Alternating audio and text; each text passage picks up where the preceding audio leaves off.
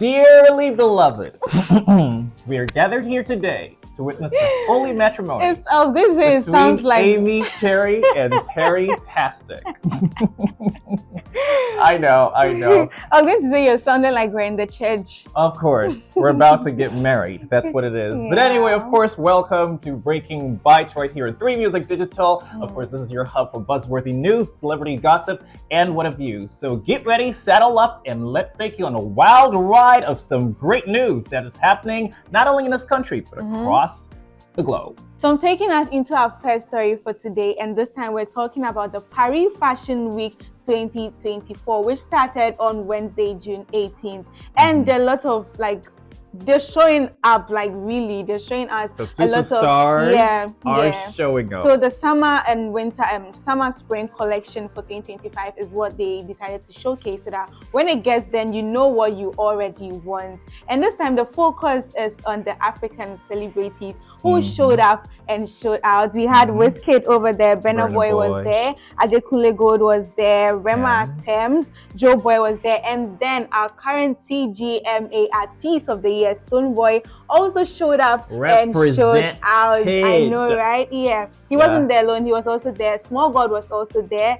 And then, I loved the African representation. What do you think about it? Absolutely. I loved it. And even what I loved the more was the fact that they also did play during the fashion show, Adekunle Gold's Falling Up, that features Pharrell Williams and also Roger. What's the exact name? I have to get it again. Nile Rodgers. Yes, that's exactly what his name is. So that song actually really bopped in. And I love the fact that they did that on there. Yes. And for people who don't know, actually, Paris is where all the fashion weeks begun. It started all the way back in 1973, and that's the very first that the world ever got to witness. And since then, we've had an unmissable rendezvous of fashion events worldwide. That's actually spectacular. We're looking forward to some happening in Ghana very soon. Africa's Fashion Week. Africa's Fashion Week, maybe. I mean, South Africa does have a fashion week, but we're hoping that across West Africa's fashion week should start here. We're hoping for that. Absolutely. So we're also wondering what impacts will these events bring to the African music space? You know, that involving artists into fashion and all that. What do you think the significance is going to be? I think it's actually going to catapult a lot of, these African artists to the global village, as I would like to call it, because it actually gives an opportunity for networking. It also gives an opportunity for people to also be able to recognize these African acts and then also propel them to greater heights through some of the businesses that they can actually, open for them. So I'm hoping that this is one avenue or a threshold that would bring them, limitless success in whatever endeavors that they have. I also think it's a good cause, and then it's going to make African or Ghanaian, or let's bring it down to Ghana, it's going to make them take the whole fashion thing serious. Because last time we were talking about how some artists don't pay attention to their fashion style. Yeah, we're talking about that. We'll not go deep into that, but let us know in the comments. Please, I wasn't part. I'm just saying hi to him. Let us know in the comments. Well, he's our friend. We're just saying hi. Okay, hi, Tommy Eugene. Let us know in the comments what you guys think this will have, the impact it will have on the Ghanaian music scene. And also would like to know what you think African musicians should, they should pay more attention. Yeah, pay more attention to their fashion style. So, Adekunle Gold is in the news for all the bittersweet reasons. Now, for those of you who might not know, Adekunle actually rose to fame, international fame that is, after the release of his album, Gold. Now, that actually rose to the charts on the Billboard World Charts at number 7. That's absolutely epic. And ever since, he's actually released 4 more albums, which has amassed myriads of millions of streams worldwide. But beyond the glitz, the glamour, the fame, and then the fortune, it appears that he is battling a very daunting life. What are we talking about? Sickle cell. Yep. Now, for those of you who don't know what sickle cell is, it's actually a blood disorder which leads to the body producing abnormally shaped red blood cells. Now, this causes a lot of severe pain and also anemia and other life-threatening complications. So he actually took to social media to announce the Adekunle Gold Foundation. But why is he actually very pressed on this particular issue?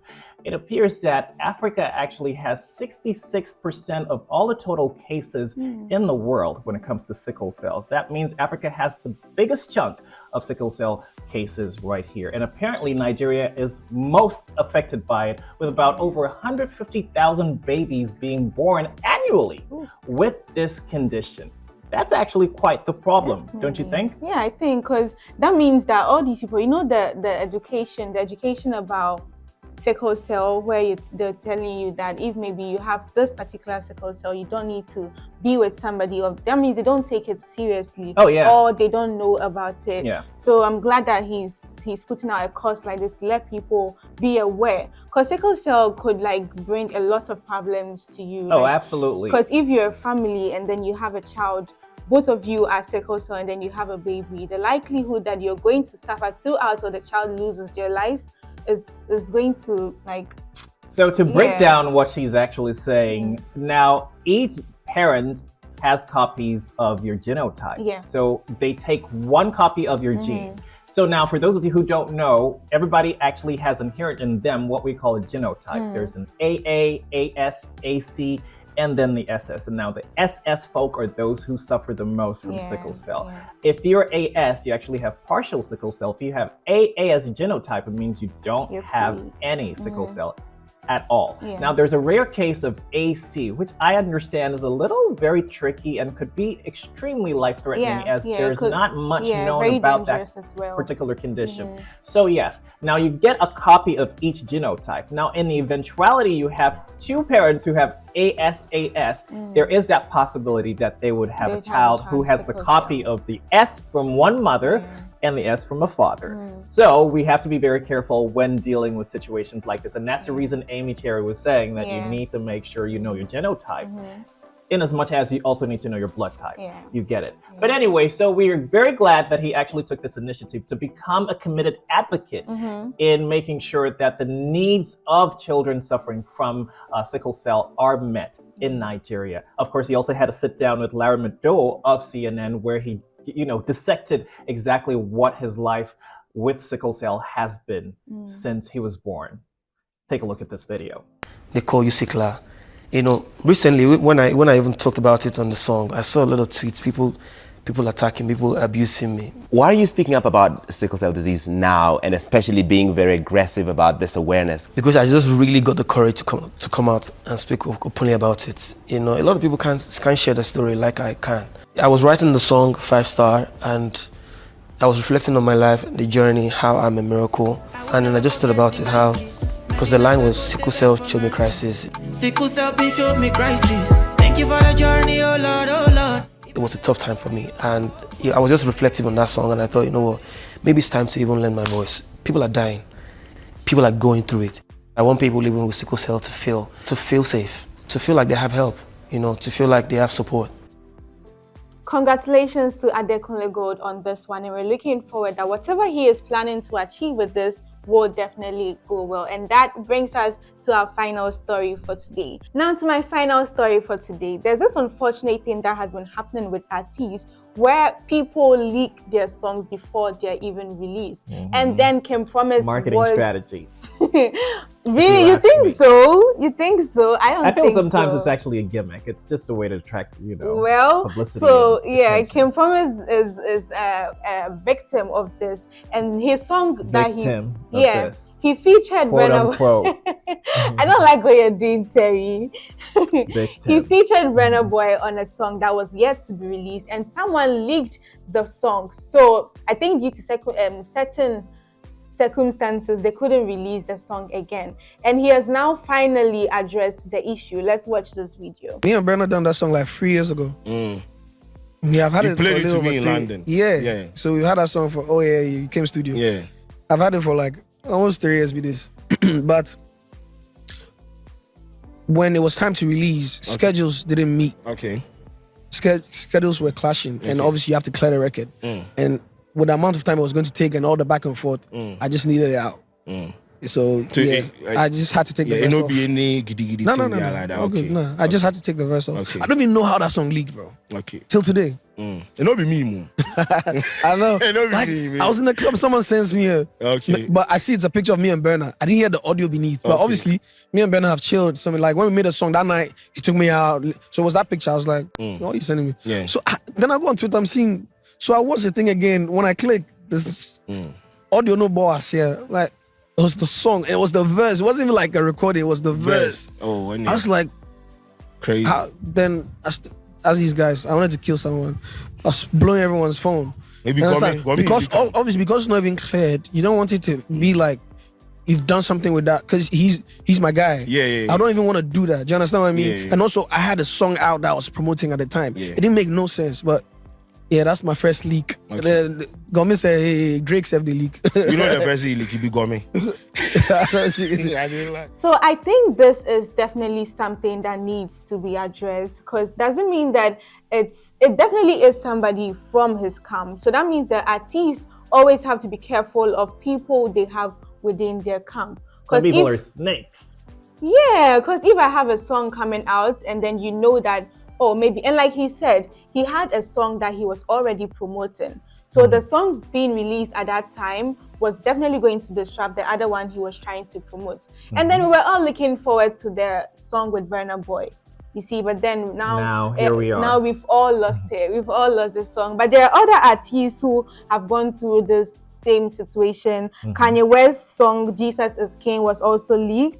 And then 2019? Drake's song Certified Lover Boy was also leaked on social media platform before he even released the song. Travis Scott has also faced the same thing. With Astro World in 2018. Yeah, Taylor Swift has also faced the same thing. So I think it's something that has been going on. Yeah. But definitely, I think that, like I said earlier, the need to look at things like this, the people you work with. What do you think about that? Absolutely, I actually do agree with you 100%. And then also people need to note that music leaks could be very harmful to an artist's business. Yeah. And it's one thing we need to be very careful of as industry people, even as stakeholders ourselves, because we listen to these songs.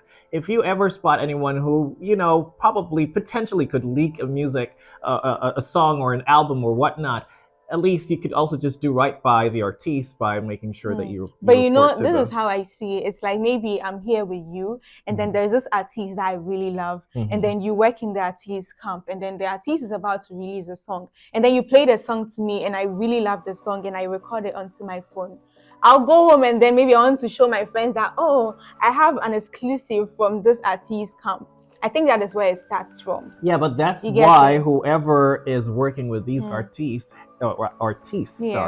have actually signed an NDA, a non-disclosure agreement, not to give any bit of information prior to its release to anybody, not even yourself. Like it stays in the studio and that's it. You don't have to have it on your phone. The first mistake is having that on your phone, intellectual property on your phone. That's where it starts from. Whatever it is should remain in the studio. When it's time for release, then of course it'll be taken out I there didn't for know release. about Yeah, that. these things happen. So if you're on anyone's camp, if you want to take the business route and and be more of someone who takes the high road, that's what you need to do. You have to make sure that all these bureaucratic, what they call red tapes, are actually set in place.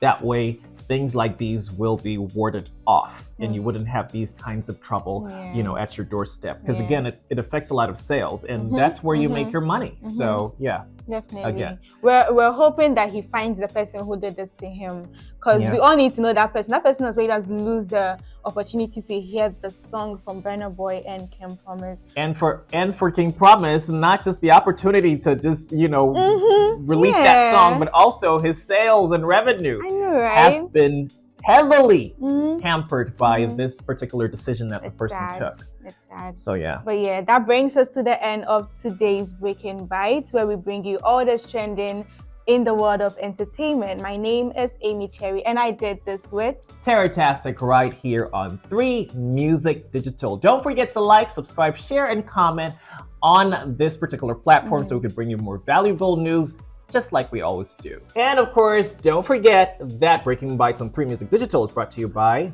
Waka Now. All right, the threshold of travel at the touch of your fingertips. See you later. Bye.